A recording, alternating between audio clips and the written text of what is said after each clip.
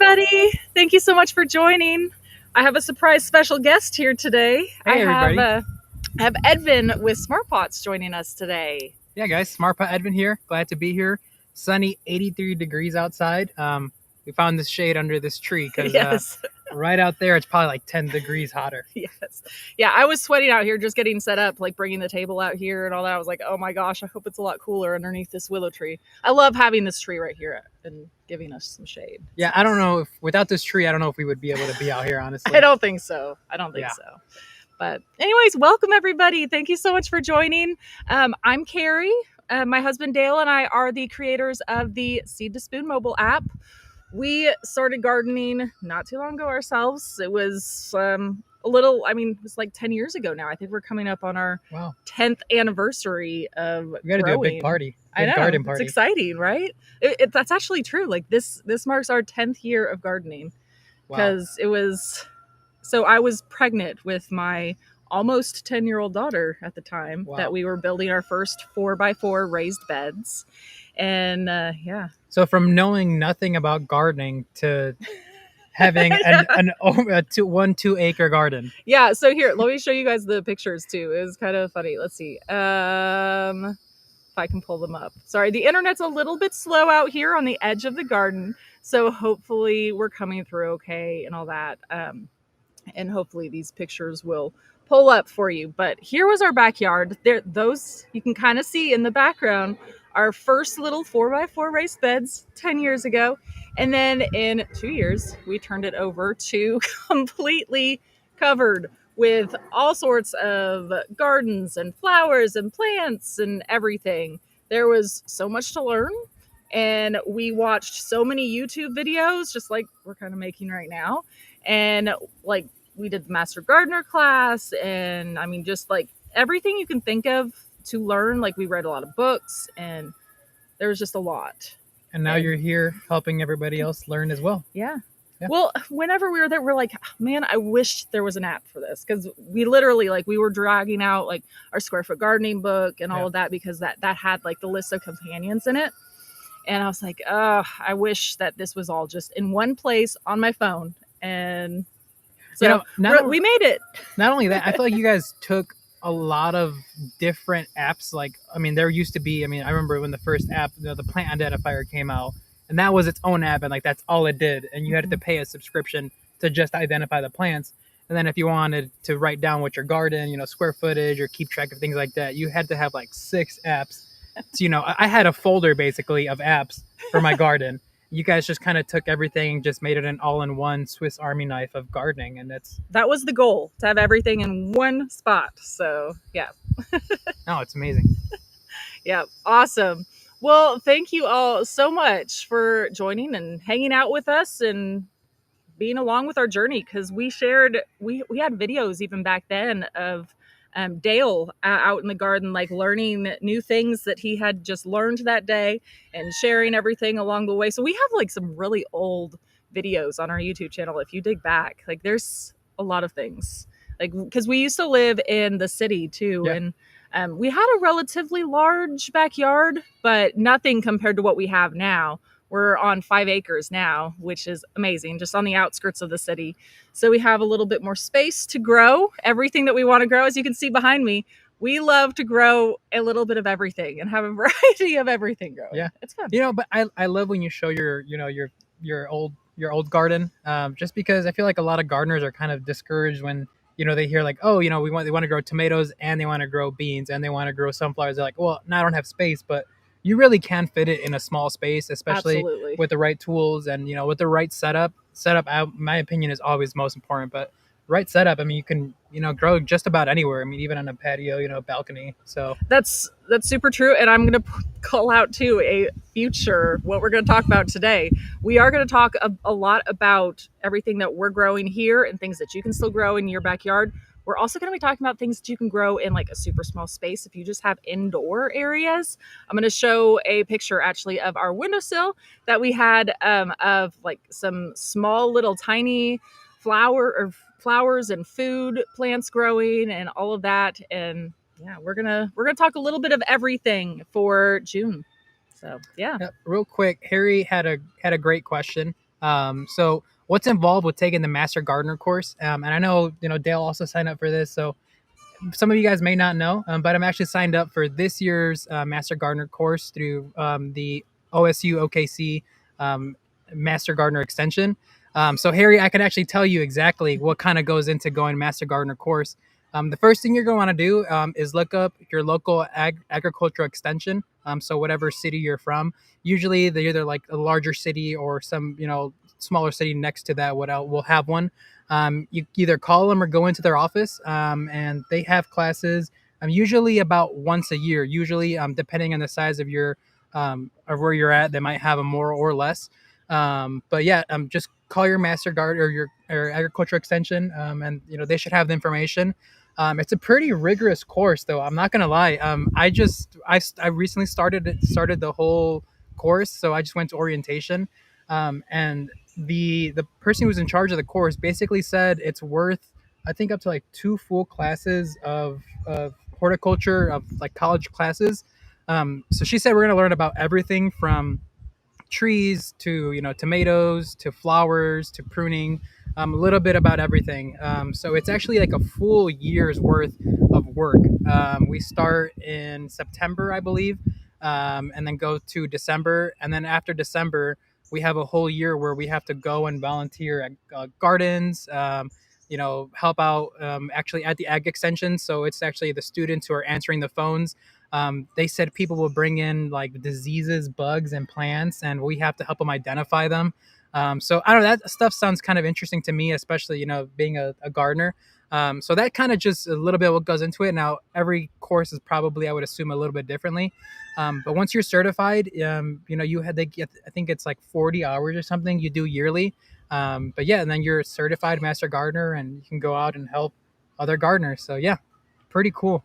Yeah, I remember that first year, Dale was he was taking in our plants and showing them and be like, what's going on? Oh, it's actually a really good resource, honestly. It is amazing. Yes, absolutely. I feel you, Jill. I am definitely with you. As you can see, like, I'm still working on, even yesterday I was out here in the garden doing as much as I could, just with like weeding, and I'm still transplanting, and I'm still starting seeds and all of that. I was trying so hard, just like you, to get it in before the heat. But yeah, it's 84 here right now, and it's only going to get hotter too. It is. That's the thing. It is. And Oklahoma City, last week, 2 weeks ago, it's just been raining. Yeah. I mean, every single weekend, I think without a doubt, it's like Friday at like 3 p.m. It's like beautiful, and then it hits like 4, and then the clouds start rolling in, and then it just rains the entire weekend, and then by Monday it's a beautiful, and then we have this, and then it's like a whole cycle. So yeah, it's kind of funny, yeah, but it's okay. Funny. I'm still out here, like, I'm still working, and even if it's like super hot where you are, just try doing it in the morning or at night or anything or something like that. Just try to fit it in, or do short bursts, which is kind of how I do it, because I kind of do it in between like kids' naps and all of that. And I'm like, oh, the kids are down for a nap, I'm gonna go spend an hour out in the garden doing something. The important thing, honestly, and I think Carrie might agree, is to just get out in the garden, because if you leave it for a day or 2 days, that's when you'll get hit by a squash bug. Yes, you'll get hit by something that could have been prevented if you had just gone out there and just checked. Yeah, even like we like, my husband Dale and I, like, at night, he's like, you want to go walk the garden real quick before we, do whatever? And it's like, sure, let's go. We just kind of walk through, just see how everything's doing, if there's anything that we need to, take a look at. So yeah, absolutely. Oh, yes. Yeah, don't feel bad. I'm just out starting seeds. I just moved to Houston last week. Oh, man. Yes. But still, like, you can plant anywhere you are. I feel like this is a amazing month, and there's so much you can do. So I'm excited that we're talking about Houston. I've only been to Houston a couple of times, but I know you got a super humid climate, so I know you can grow a lot of great stuff. So right now is a great time to to grow in Houston, definitely. Absolutely. Okay, so I do want to call out real quick that we have a giveaway today. Before we get too far into this, we are going to be doing a giveaway for, yeah, Edvin's showing us right here. We have a round raised bed, which is, I love these. I have, you can kind of see it. It's so hard to point. I have one right there. I have a few lined up back there, but over in front of us is actually like where we have a whole bunch of our smart pots. But it is amazing. It's this fabric raised bed. I mean, you can probably talk more about it than I can, but I've been using these like since I think it was our second or third year that we started gardening. We tried out some of these and we were amazed with how good they worked and how easy they were to set up. It was like, oh, we can simply just unfold this and set it up and it just works. We didn't have to like build any beds or anything like that. It was a really easy way to add a lot of growing space. Yeah, I mean these are great. Like I mentioned, if you have patio, balcony, Carrie grows some tiny Tim tomatoes on her windowsill. So this is a round raised bed, 36-inch wide by 12 inches deep. So this is perfect for anybody who's got a small space, or if you want to add like a pollinator station in your vegetable garden. For example, well, Carrie, hey, she has a good selection throughout her garden. But if she just had vegetables here, you can place this round raised bed here and add a pollinator station. Just sprinkle in some wildflowers or some local natives. And yeah, I also want to mention something a little bit different. So we usually pick the color of this for them, but this time, if you are the winner, you let us know. We make these in black or purple. You can see the purple on the packaging, which is Carrie's favorite color. It is. But now you're going to be able to choose if you win this. So 36-inch, you're going to be able to choose black or purple. So good luck to you guys. Yeah, so yeah, super exciting. So besides the smart pot, you also get a free 1-year premium Seed to Spoon app subscription, which you get unlimited plants that you can log in your garden, unlimited gardens that you can have, as well as unlimited pest identification, plant identification, or anything like that. A lot of amazing features. So stick around. All you need to do to be entered in to win is just simply comment in the chat. And every time you go through and comment, it enters you into the giveaway. And then at the end, we will draw the winner. Also, another big thing you forgot to mention, free shipping on all your park seed orders. And I think that's huge. I mean, like if you forget to order one variety of seeds, you're like, dang it, what do I do? Well, you got free shipping, just go ahead and add to cart, ship it. And it's like having Amazon Prime. I 100% yes. Thank you for calling that out. I always forget to say that. Yeah. Because, yes, I take advantage of this all the time myself because that never fails. Is I literally place an order and then the next day I'm like, oh no, I'm out of this variety and I have to place another order. So yeah, it saved me many times. Yep. But yes, here, let me pop this up really quick. So Teresa was asking, do you sell items from your garden? So I don't sell any of like our food or flowers or anything like that. I mean, we just use it for ourselves. But if you are interested in growing like any of these varieties yourself, like everything we grow and pretty much everything we use is from Park Seed, and we do sell that through the app. Here, let me show it real quick. So I'm screen sharing. So this is actually on our website. It's at app.seedtospoon.net, and anybody can use this on their desktop or anything like that. And you can even log in and it'll show you your gardens and all of that. But I do want to show too that you can pop in here and you can scroll through. You can get whatever it is you want to right here. And we have all like the entire Park Seed store within there. So yes. Also, I don't know I forgot to see who mentioned that. But yeah, if any gardeners are in here who are interested in actually selling their produce from their garden, I would definitely check out your local ordinances. Oklahoma City, where Carrie and I are from, actually super helpful for gardeners and for people who are looking at selling their homegrown produce. There's actually laws that actually help people make some of their home goods in their house and actually sell them. And we actually have like farmers market almost like 3 times a week in Oklahoma City. So check out your local areas. It's super cool. I always go to our local farmers markets, and it's so cool to see what other gardeners are growing. And there's also a guy who brings in a bunch of different succulent varieties and different cacti. So definitely check out your local areas for that. Hey, I do want to pop this up while I'm just catching up on the chat over here. So Teresa was asking any suggestions on how to keep the smart pots watered while on vacation. So if you don't have a drip irrigation setup, what I would do before you go on vacation, um, well, depending on it just depends on how long. The easiest way will be is actually set your smart pots in some water, in a saucer of water. Depending on, I mean, it kind of depends on how big your water your setup is. If you have a garden like this, my biggest thing is going to be is to set up a drip irrigation. If not drip irrigation, at least do an overhead sprinkler. Carrie and Dell, they use that method on their garden, and it works perfectly. Yeah, we actually. It's funny. We have one. Oh, sitting right underneath us. yeah. So with this, you can go on Amazon. There's so many ways to automate it. You can do, I mean, directly to your hose. There's battery operated timers, so you can set it to a time and it'll automatically start watering. You can do like a Wi-Fi plug and then just have it connected to a pump, or you can. There's also solar pumps as well. I mean, some of the mindless, easiest way will just be set your smart pot in a tub of water and then it'll wick water. That'll be good for a couple of days.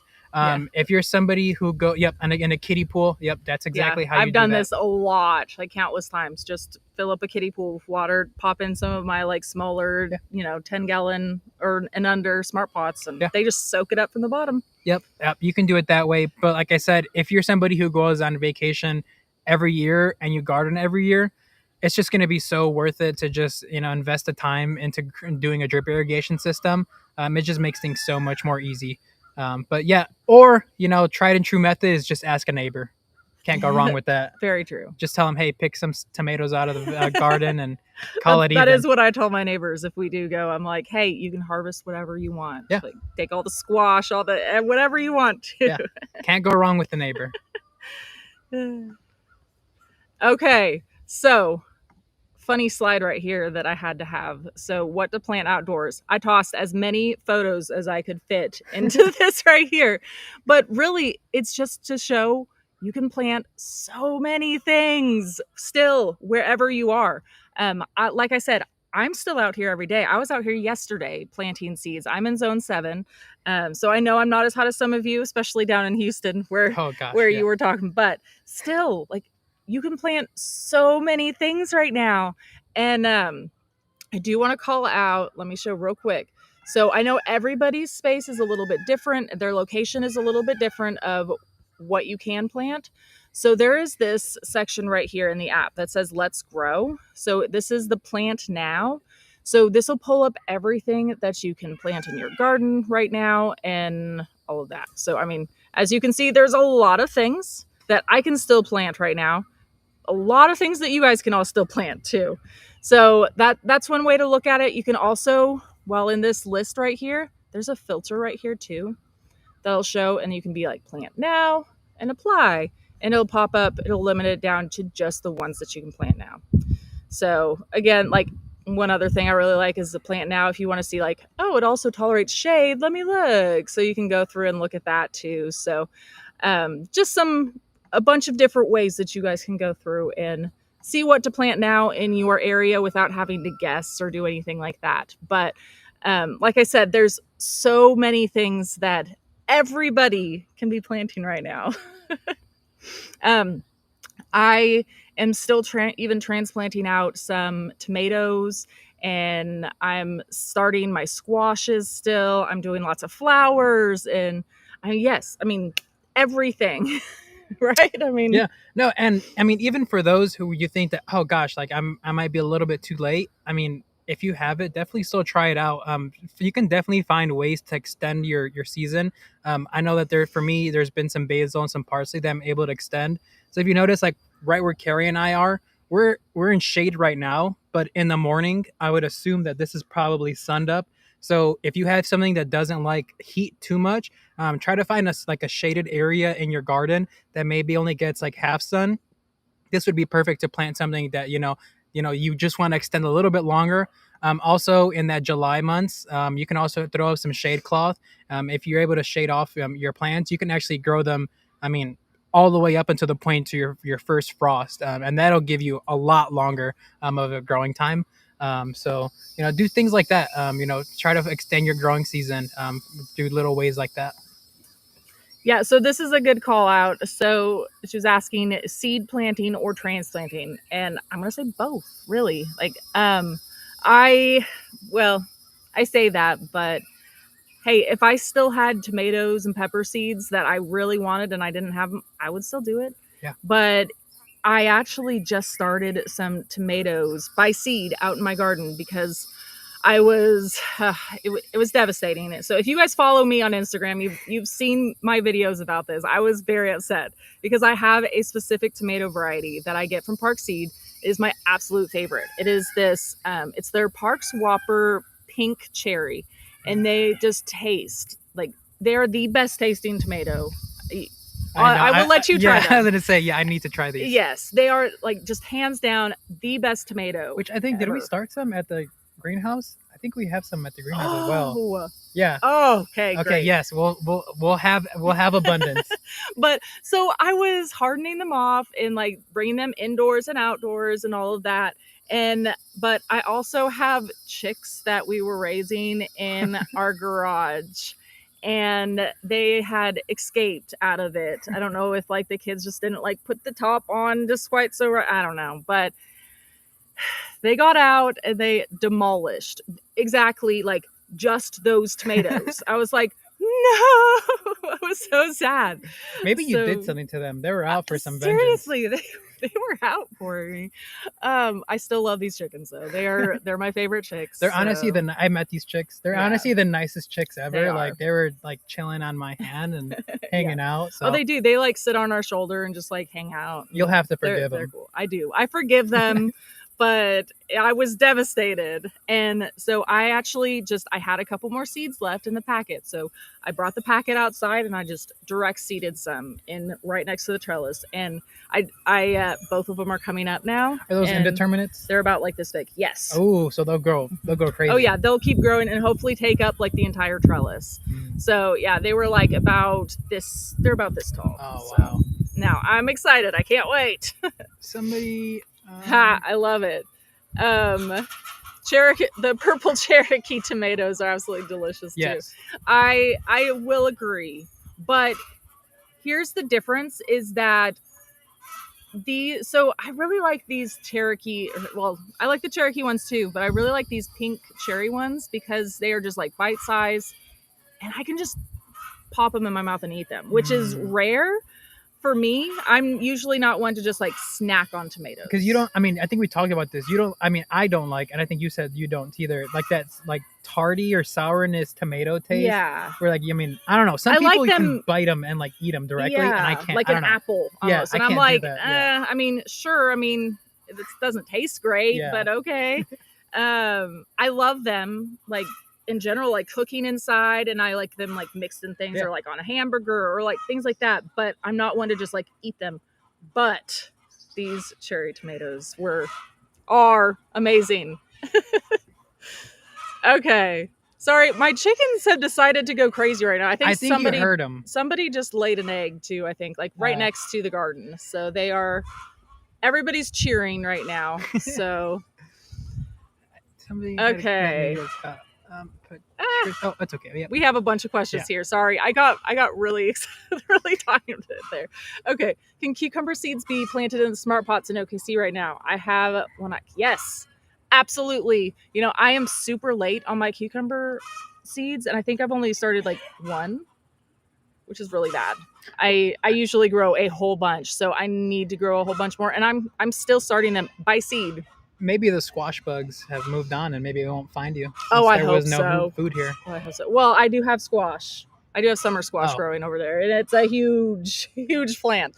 But knock on wood, I'm still good. So yeah, and then he had said how many per. Oh, sorry. You're okay. So if you, I mean, depending on what you want to do, if you have like a 10, 15 gallon, you can do 2. They're a super opportunistic plant. So I've done like 1 in a 15 gallon. And it'll just grow crazy. I mean, if you like trellis it up, If you can, keep maybe two if you want to just keep one just in case something happens to I the guess other if one. they like grow in opposite Yes, directions up that's a trellis or yep. something like that, That's what I you always might have recommend. space. If you are growing something like that indeterminately together, try to trellis it like separately, and then you'll do fine. Just remember, just know that if you do grow two in one like 15-gallon, yeah, you will have to fertilize a little bit more as you would just the one. Yeah. But I know you'll do great on your harvests because I've done that before. So Janet was asking, do you have a greenhouse? So I do not here. I just start all of my seeds in my garage, or I also have like a smaller grow setup, like in my dining room actually, where I just have like a wire rack shelf set up where I just start seeds in there, and it goes really well. But Edvin has a very large Yes, greenhouse. I have inherited a greenhouse this January. And if you think, okay, because I had this misconception, if you think that a greenhouse is going to solve all of your issues, trust me, it is not. It is very, very, very not. And if you've grown a greenhouse, you'll know what I'm talking about. There's still seasons in a greenhouse. You still have pests in a greenhouse. You still have disease to deal with in a greenhouse. And there's just a lot of parameters you have to deal with. Now, it is, yes, it is fun when there's snow outside and I'm in the greenhouse, and I got pineapples growing I'm in there. so jealous. Yeah, yes. and that's definitely when Carrie loves to come over and she's like, well, can I plant something in here? So I'm like, yeah, 100% Carrie. So yes, it is fun. I have this like in a hanging basket. We have this like succulent that's been growing for like 8 years. So it's now like 3 feet tall. Normally where you would see like a 6 inch of this version. So it's really cool to have things like that. But like I said, it's still tough. I mean, I'm still definitely figuring it out. The master gardeners have volunteered to come out and help me learn a couple things. So it's like I said, yes, they are fun. But something like Carrie's garage, I mean, they've pretty much, I don't know if you guys have a picture, they've converted their garage in what I would consider a greenhouse in itself. I mean, you go in there and it's like a tropical temperature in there.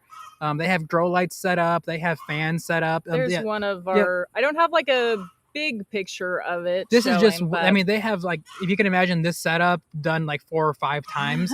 And that's what they do. And that's how they grow all their stuff. And that's, I would say that's exactly the same thing as growing them in a greenhouse.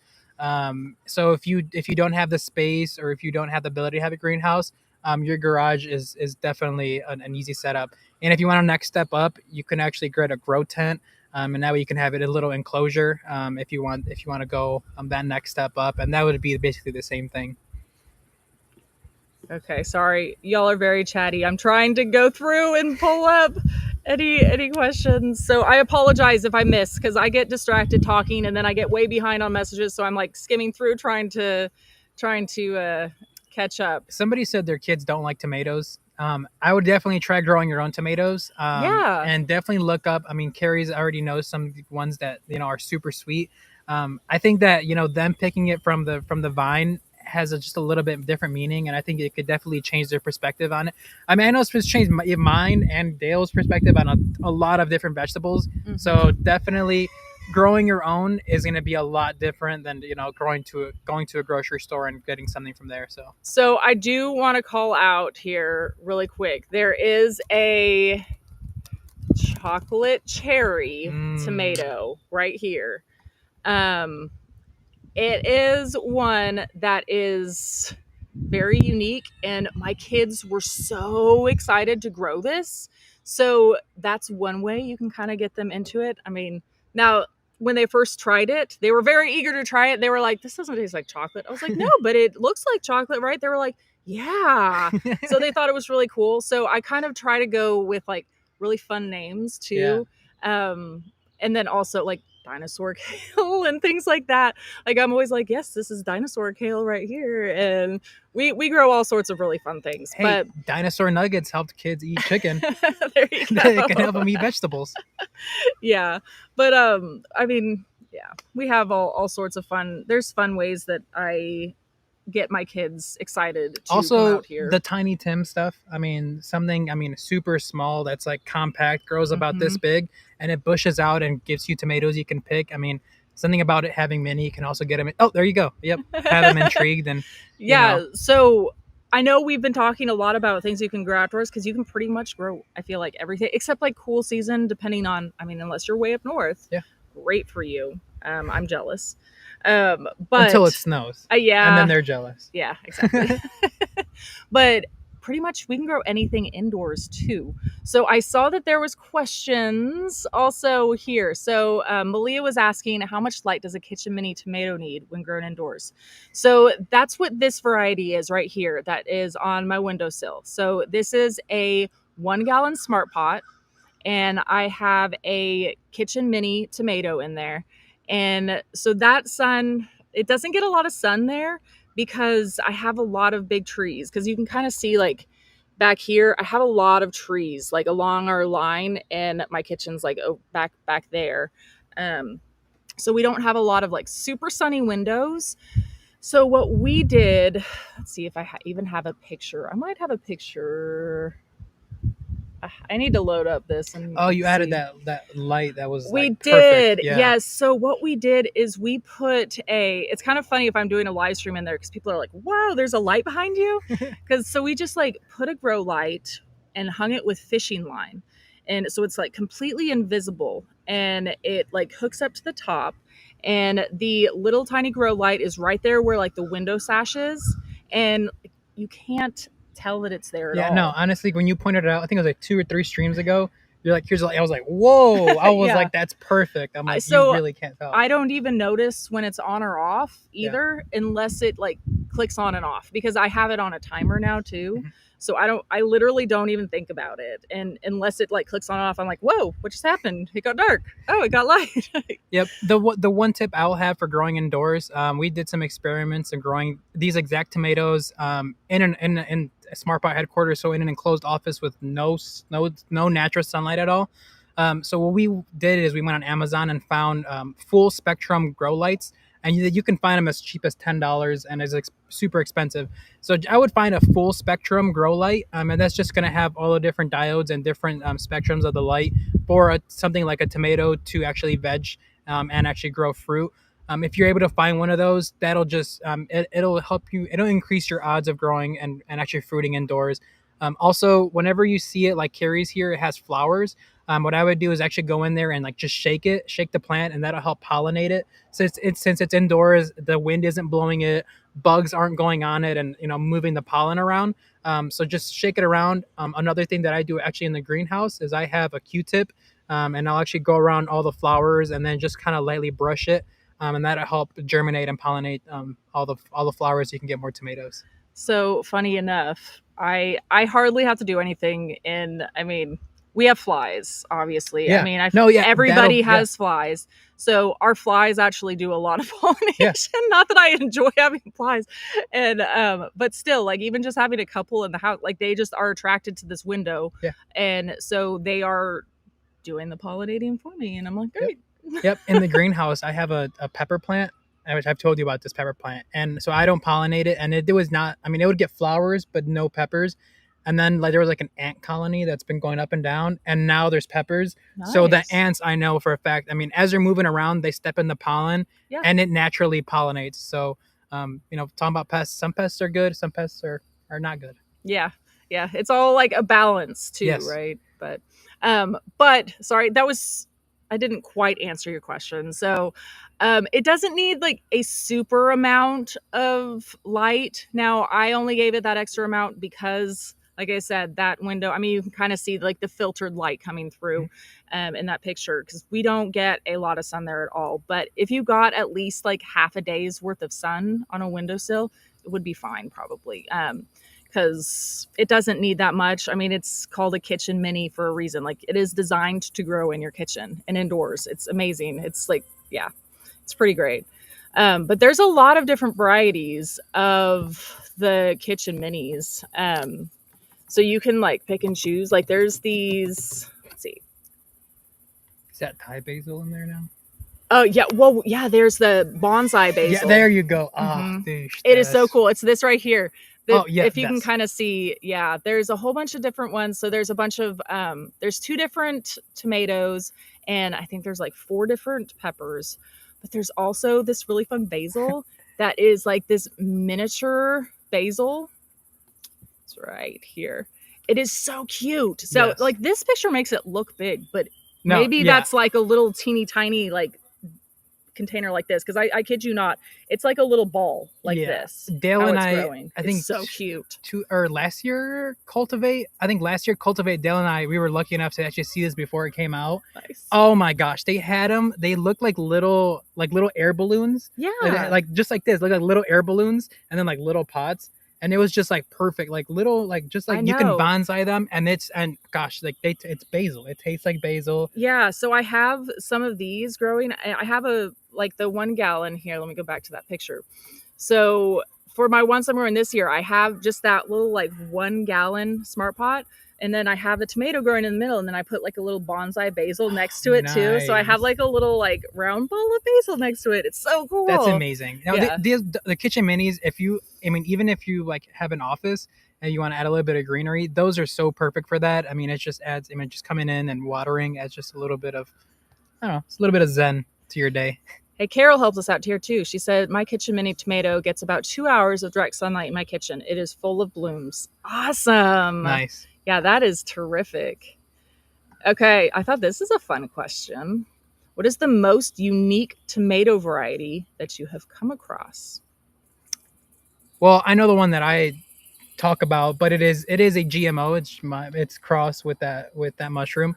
It's the purple tomato, I would say. But I know you have a lot more varieties that you've come across. I'm trying to like think through. I mean, I already shared the chocolate cherry tomato. That's one. There's a purple zebra one, which is really fun. It's called a purple zebra. It's a cherry tomato too. That one's fun. The black crim. Oh, I'm gonna go with black crim. I love that one. I actually have that growing right here. You can kind of see it. Actually, yes, right here. That is my black crim that is growing along that trellis. So it gives you like large like beefsteak ones that are like black. It's so cool. I'm super excited. It's my first year growing them actually, but I've seen a lot of pictures and all that. And I can't wait. If you like grilling burgers, check out the Parks Whopper one. I mean, those grow huge, perfect slicing tomatoes. Yeah. I mean, like Burger King style Whopper burger tomatoes. So Charlotte was asking, is a kitchen mini considered GMO? No, everything that Park Seed carries is non-GMO. They don't ever have anything with GMOs or anything like that. Yep.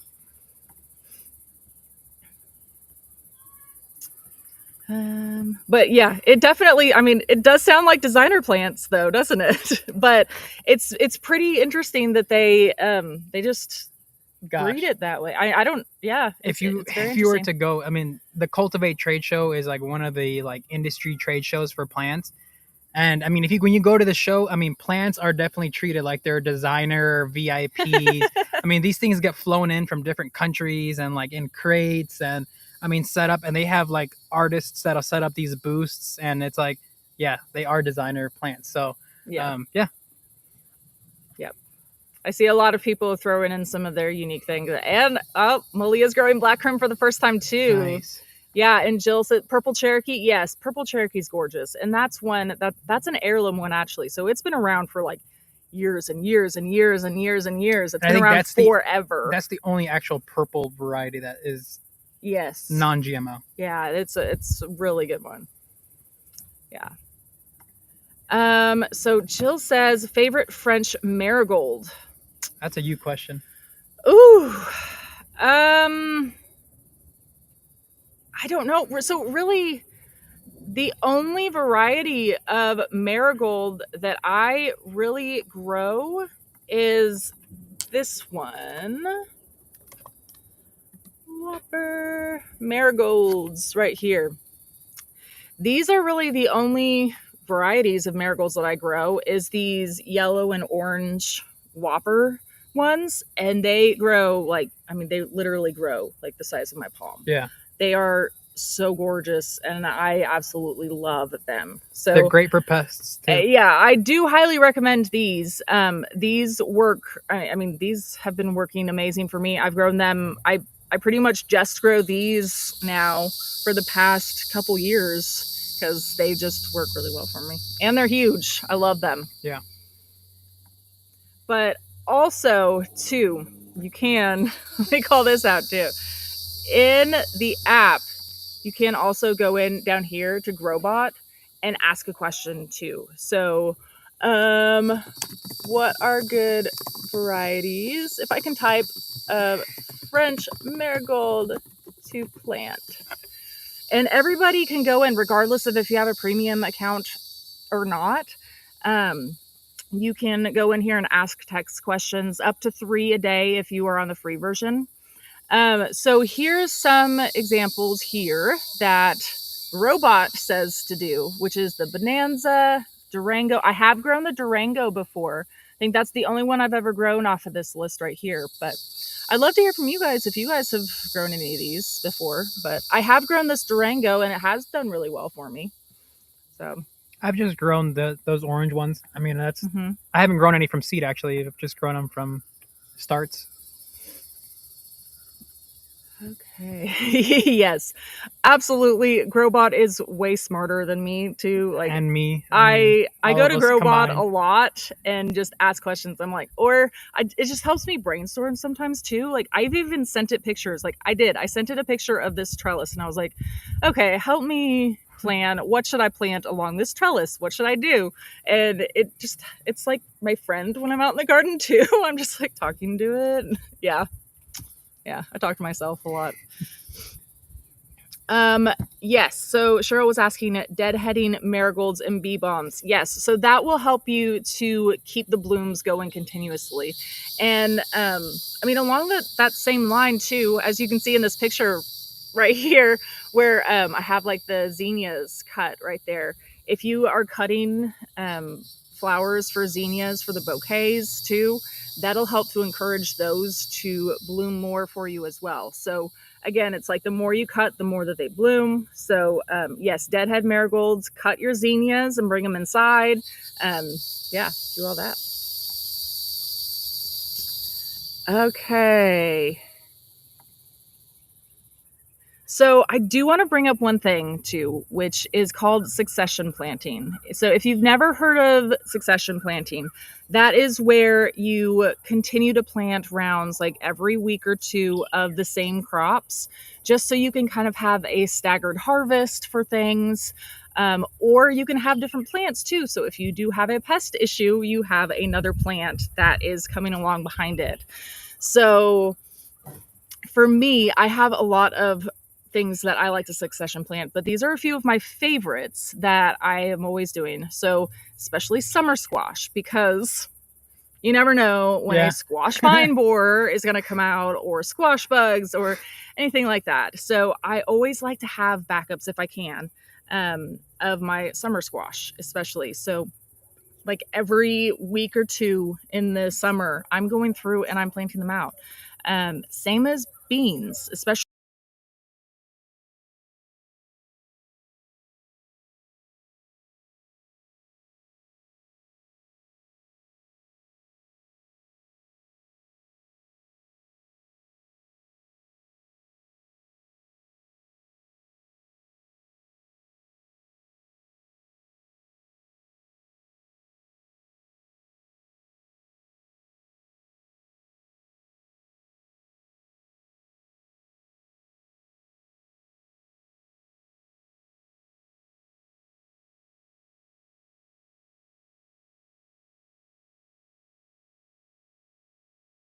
That we did, it said oops, so okay, hopefully we're all good. I think we're back, right? Should we just wait here? Yeah, sorry guys, we're here. I don't know what happened, because it still showed that I was connected and everything, but it just said oops, so sorry, but we're back. But yes, beans are definitely are they the nitrogen fixing as well? Yes. Okay. So I try to plant a lot of beans, because it like almost fertilizes the soil too. And especially right after I did like something that was a heavy feeder, I like to come behind it and do some of that. So especially if there was like cabbage or something like that, especially like if I had like a huge cabbage there, I'm gonna try and plant some beans there too. Yeah, so. I mean, beans, that's a great cover crop. So at the end of the season, instead of just leaving your soil bare, I mean, just throw some beans or peas. Crimson clover, and then just leave it there. The whole goal is not to let it, not to harvest, but once it freezes, once it dies, it'll actually mulch over, and then when you come to springtime, you actually just till that back in, and adds more nutrients to your soil. Mm-hmm. Yeah, and I also too wanted to include radish, because radish is definitely something that is a fast grower too, but it's difficult to grow in the heat, and it's not going to taste as good, but it is an amazing companion plant for a lot of these too. But it's definitely something that I want to include on the list for things that we commonly succession plant, because I'm commonly doing that a lot. So yeah, I mean, and that's not even my full list, but those were just like the top ones that I'm doing, like this June especially. Like those are my top ones that I'm making sure that I always succession plant. Yeah, and it's always better to plant something like that, nitrogen fixing, as opposed to just leaving it bare, because you'll lose some of the consistency of your soil. So it's better to plant something than to have nothing.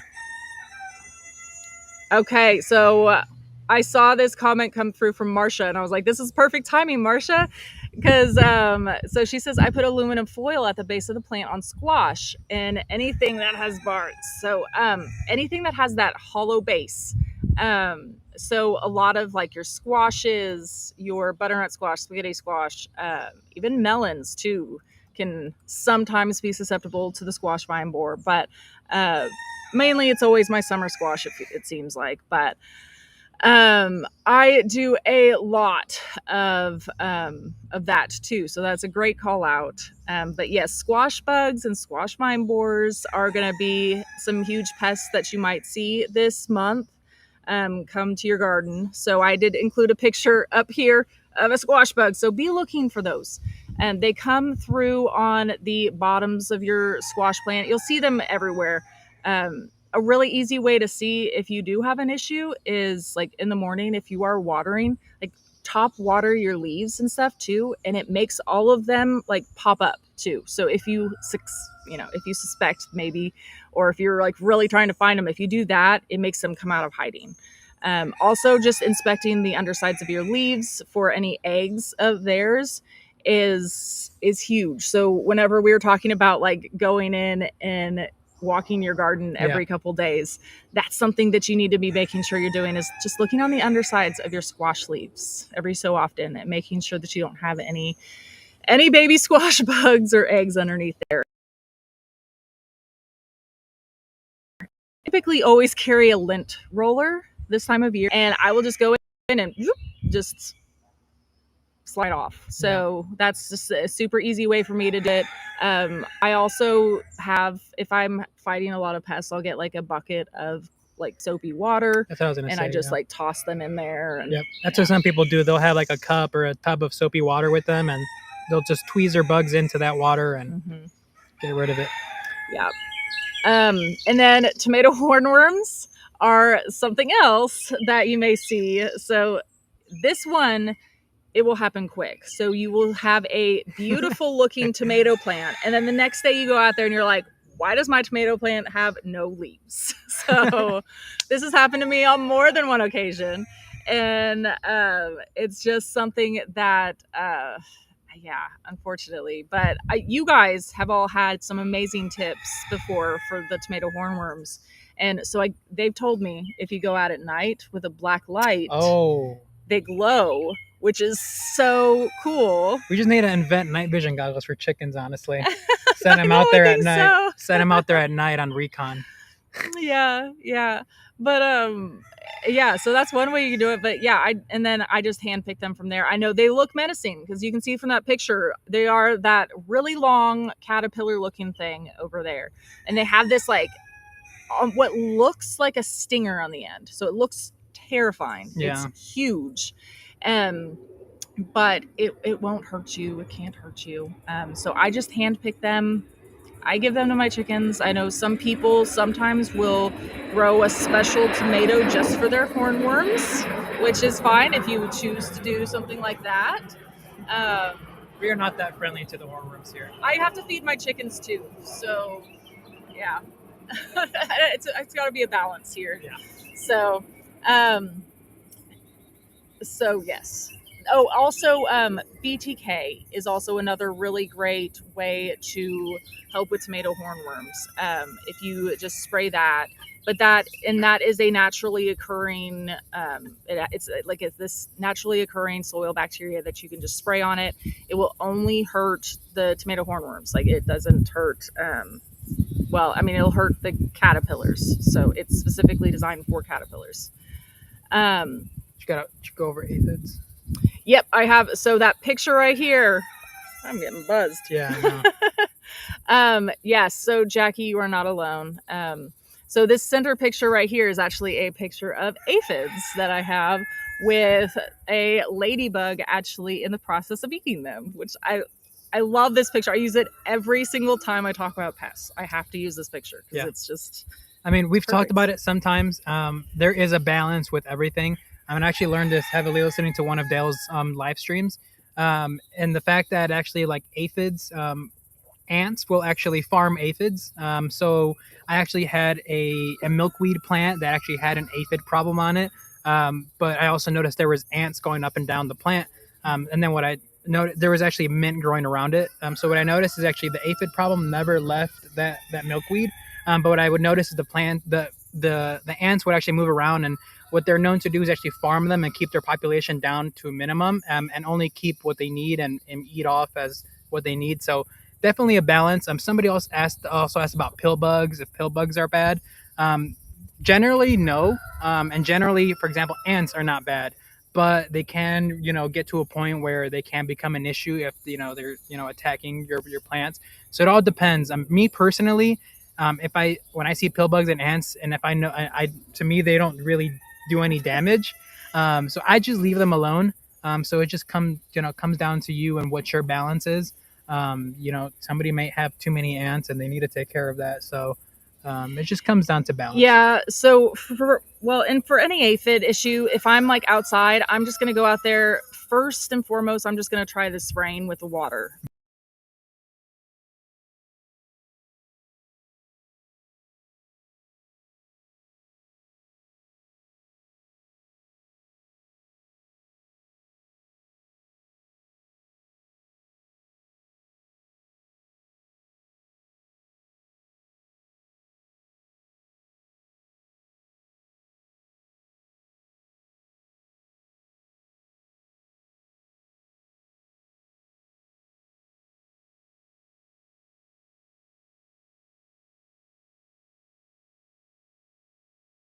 Yeah. Okay. I think we're back. I am so sorry, you guys. Okay. I think I'm probably from this point on. I think like next week, I'm probably going to need to do these inside or something. Yeah. I like doing them out here because I'm like in the garden and all of that. And we would have to figure out like a range extender or something. Yeah, we'll figure something out for next week. I promise. I'm very sorry, guys.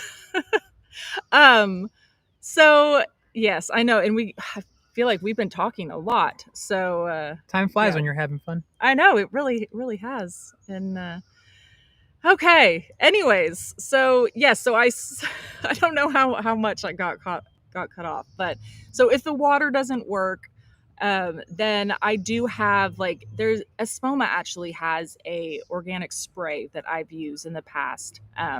So they have it's like a safe organic spray I use. There's also neem oil sprays that you can use for aphids as well. So really yeah, those are my best tips. Also, you can also add ladybugs to your garden if you want to try that. Some local garden centers are starting to stock them. You can also find them online. But releasing, especially if you already have an aphid problem, especially then is when you should release ladybugs. Because if you don't have any food source for ladybugs and then you're introducing them to your garden, they'll just fly away because they're going to go look for food. But if you have a decent number of aphids already in your garden and it's an issue, I would recommend, go to your garden center or online and order some ladybugs and release them right next to that food source.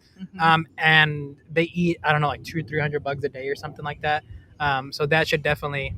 Oh, I know. I was like, what bug is this? Yeah, we got a visitor on the stream now. But yeah, that's another thing you can do as well. I need to pull up Growbot, but I'm using my phone to video. That's not a squash bug, is it? No. I don't know what this is. I wish you guys could see it. It is, but that's not a squash bug. I don't know what that is. All right.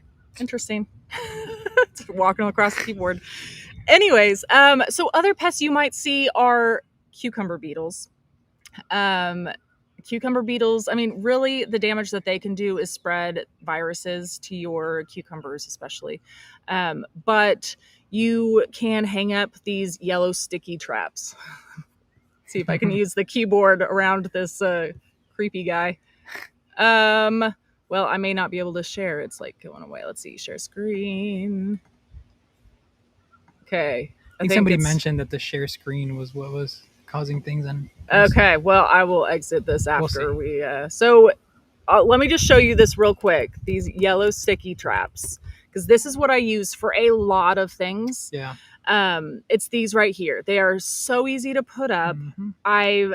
I've never had any issues, because everybody always brings up too, asking about like beneficials. Like, have you ever had ladybugs, bees, or flies? Yeah, anything like that. I do see flies. Yeah.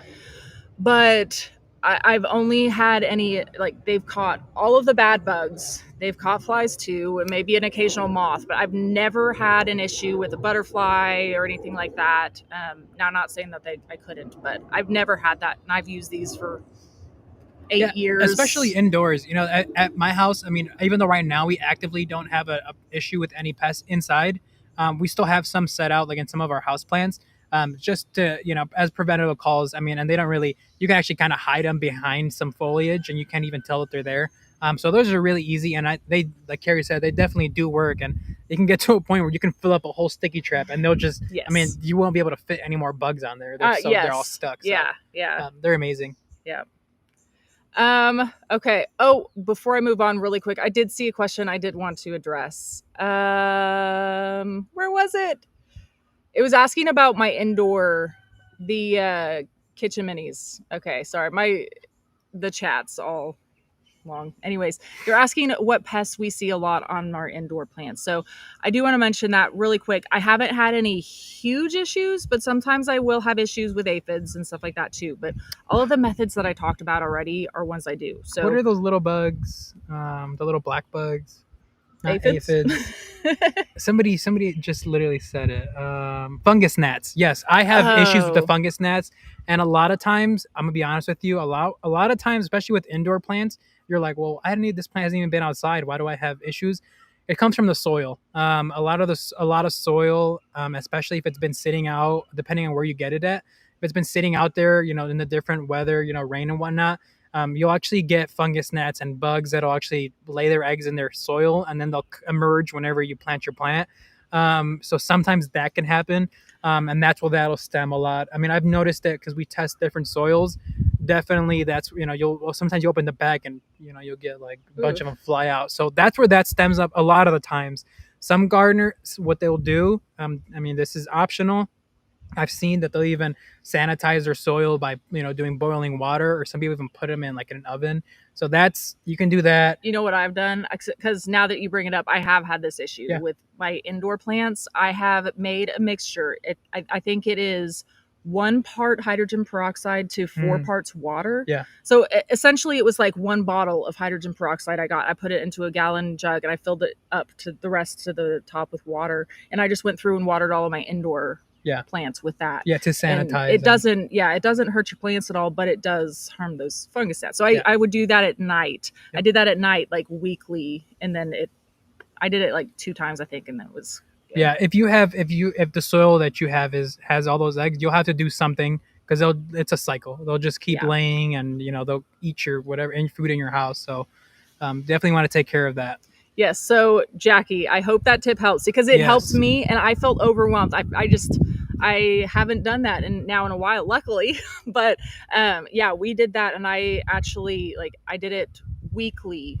Like, I think it was just 2 or 3 times, and it was really bad. And those yellow sticky traps are great for the fungus gnats. They're super attracted to them. Yeah. So I would get you a pack and just set them out. Not even in plant. I mean, set them out everywhere, and you should hopefully contain that problem. Yeah. Okay. Oh man, we have 1 minute to cover the rest. We did already cover watering in the beginning. Yes. So, because we did have questions about that.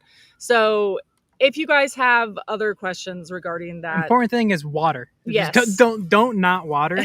So if you have to hand water, drip irrigation, phone a friend, pay a Whatever you need to sibling, do. whatever you got to do, just get water in the garden. That's the most important thing. Fertilizing. Sorry, one more time. I got to share the app here real quick for you guys.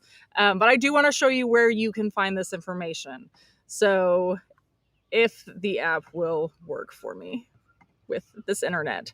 Okay, so if you go into any plant, you go down to this information down here, and it'll have fertilizing information. Everything is going to be different. So everything's going to have a different amount of time frame that you need to fertilize or recommends fertilizing. So I recommend looking and checking it out. But I will say, like, if you do need to fertilize, I typically use this Espoma fertilizer. I use that a lot. I'm a huge fan of it. It's organic. I just sprinkle a little bit at the base of plants whenever I go through and do it, work it into the soil just at the top, and then water. That's really it. I do that every couple weeks for like my tomatoes, peppers, eggplants, things like that. Yeah. I'm a little bit more of a simple guy. I do fish emulsion fertilizer. Yeah, that's great. So I mean, one brand's like fish shit. So like that stuff, I do that like once a week.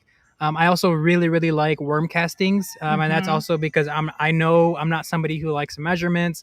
There's a lot of bag fertilizers that if you use too much, you'll burn your plant. So I'm always very cautious on that. So something like worm castings, you literally almost can't add too much. You can sprinkle it around your whole garden. So stuff like that. Yeah, we use really a lot of compost, and I always go through as well and just like before I plant, I'm always adding fresh compost to all of my smart pots and raised beds and all of that, and then I go through and plant. So I feel like I start with a good mix too. Yep, and that's the important thing is starting with a great base. Try to stay away from Miracle Grow stuff that is heavily contaminated with a bunch of chemicals. If you start with a great base, like Carry Organic Soil, they make their own stuff. You're going to help yourself down the line, and it's going to be so much more easier. You're not going to run into as many issues down the line. Yes. Okay. So I feel like we did not cover everything that we wanted to, but we are already over on time. Sorry, guys, we're having too much fun. We are. I'm jumping to this one. I know it was amazing. We had a really good conversation, except for the times where we cut out. I'm very sorry. Yeah, sorry about that. But I thought it was great. You guys had great questions, and we'll talk more. I feel like we need to talk more about like tomatoes and stuff coming up soon, because I feel like I was going to talk about like suckers and like things like that and all that, but we'll talk about it on it was later so much time. more to eat. I know. Anyways, thank you all so much for joining. I did run while Edvin was talking. We do have a winner of the 1-year free premium Seed to Spoon app subscription, along with this smart pot, this round raised bed. Gonna Purple be or amazing. Black. Yep. So congratulations. Pull it up. Congratulations to Jill. So send us an email at info@seedtospoon.net, and we will get you all set up with your free goodies as well as your free premium. So congratulations, and thank you all so much for joining us. This was super fun. This was a good conversation. Right in time for the pilot training. Yes, cue it. Yes. Cue all the airplanes. Well, thank you all so much for joining, and we do this every single Tuesday, same time, same place. So join us again, and we'll be here. So looking forward to it. Bye, guys. Bye.